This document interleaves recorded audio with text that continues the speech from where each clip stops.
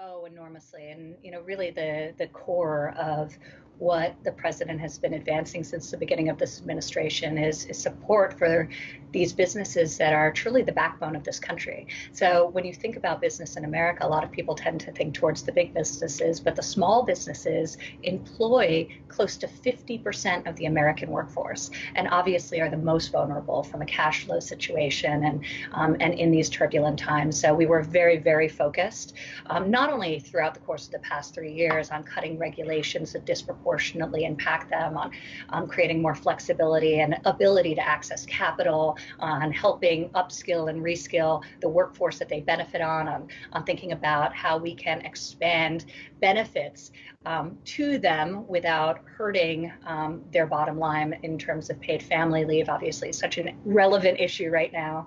So we've been fighting for small business for a long time, but in this particular bill, in addition to all of the other relief-oriented elements that may help a small business owner individually or their family, there's over $350 billion in the form of loans, but they're really more grants than loans. What we're seeking to do is helping bridge people. We were an incredibly healthy economy, so we want to just bridge people until the world reopens. And we believe that when the world reopens, it's all going to come back. Because fundamentally, you talk to small business owners, they had never had a better year.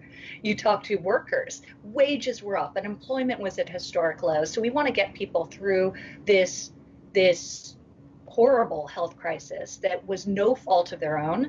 And one of the ways to do this is with these loans that at the end of it, if they actually use the loan proceeds for payroll expenses, for overhead in the form of rent payments, utilities, then it's granted to them. So it becomes a grant rather than a loan if they use it to maintain their workforce. So for us, it's about helping these small business owners get the relief they need.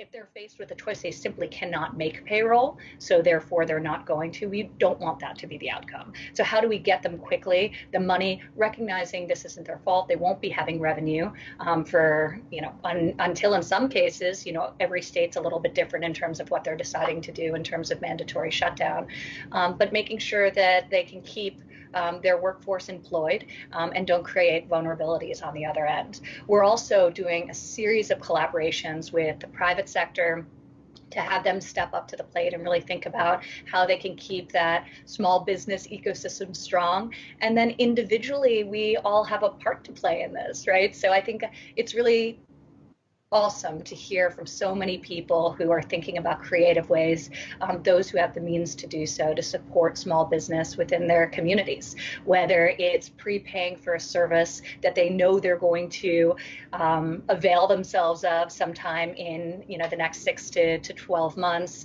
I did it on a personal level with my local dry cleaner and my local florist, just to sort of assist in a small way during this time. So it's really heartening to see that even people, buying local produce and being really cognizant of that when they go to the grocery store to support farms and local protein and then freezing it. So there's a lot we can do individually, but this bill, the president had a mandate, which was to think big and swing for the fences. And with these unprecedented times and with a forced closure of what was the healthiest economy ever, we thought big. And this is $2.2 trillion of relief that's going directly to workers, frontline responders, and small businesses. We will make America great again.